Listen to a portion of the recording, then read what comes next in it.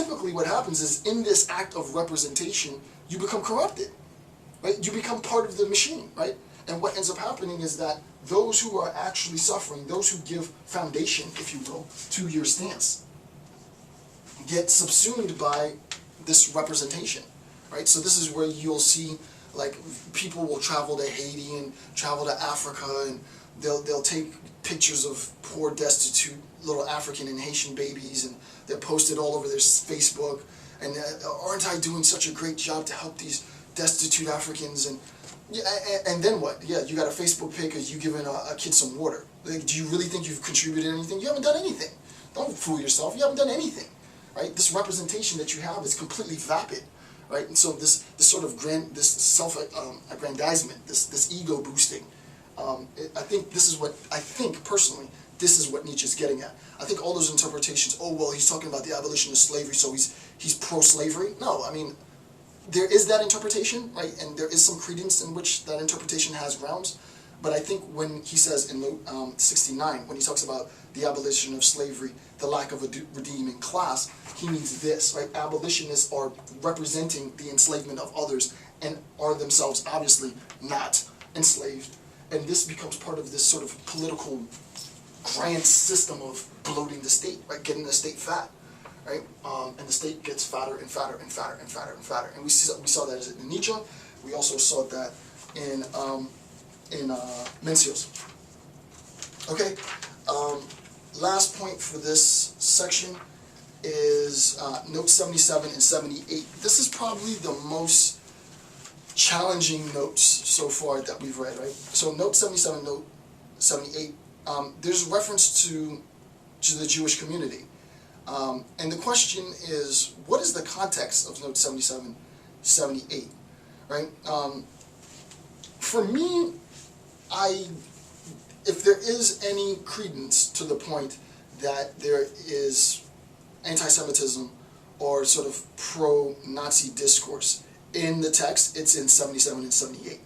For me, reading this, but now granted, within the context, we know that his sister got her hands on the text, and I don't know what the influence might have been, but for me, no 77 and 78 actually, it doesn't sound like Nietzsche, right? We have sinners, microbes, unhealthy.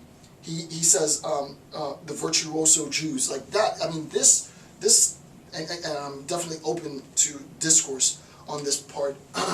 77 and 78 just seemed totally out of it seemed off topic. If there is a sense in which Nietzsche espouses anti-Semitism, it's probably in this section. Does it mean that we should throw out the whole text? No. If Nietzsche actually did write this, and if he actually did mean this, should we embrace it? Absolutely not, right? We should not embrace it. But there's no denying the fact, and I get this all the time when I do lectures. How could you, as a black scholar, talk about Immanuel Kant, right? How could you talk about a lot of these scholars who clearly didn't like black folks? My point is, they had knowledge, and I need to get the knowledge that they have. The bits of knowledge that I can use to make myself and my community and the oppression of those that I care for better, then I'm going to use those bits to do good. The bits that they're espousing ridiculous anti-Semitism, anti-black ideologies, we're not gonna look into that. So I'm not going to discuss 77 and 78 because it just seemed totally out of context. It seemed totally out of context. It's like we're going across this whole sort of, and this might just be my interpretation. If you can make sense of 77 and 78, then please send me a video response trying to explain that, or just write up something trying to explain it. And I'm not saying that you need to do this, right? But I mean, just from my sense, I read it, I was like, okay, I don't get that. I don't get 77 and 78. So for me, 77 and 78, I'm not discussing it at all. And the point that I'm not discussing it at all is because I think 75 is so much better. I think it's so much better to find a weakness in our representatives and to say that our representatives are failing those who are actually suffering in an attempt to get the state fat with tax dollars, basically, and that's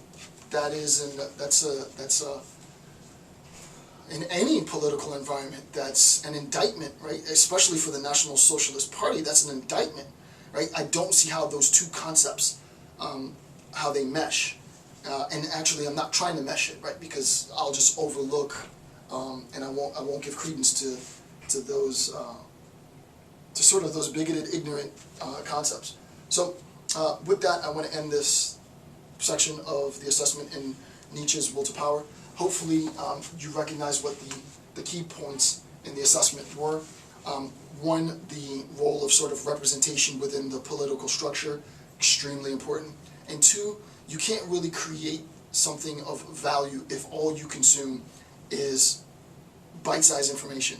If all you consume is Cliff Notes, then you're going to be a Cliff Notes academic, right? If you really take the time to really delve into the text, to really understand, to spend, a lifetime studying, then the stuff that you produce is going to be profound.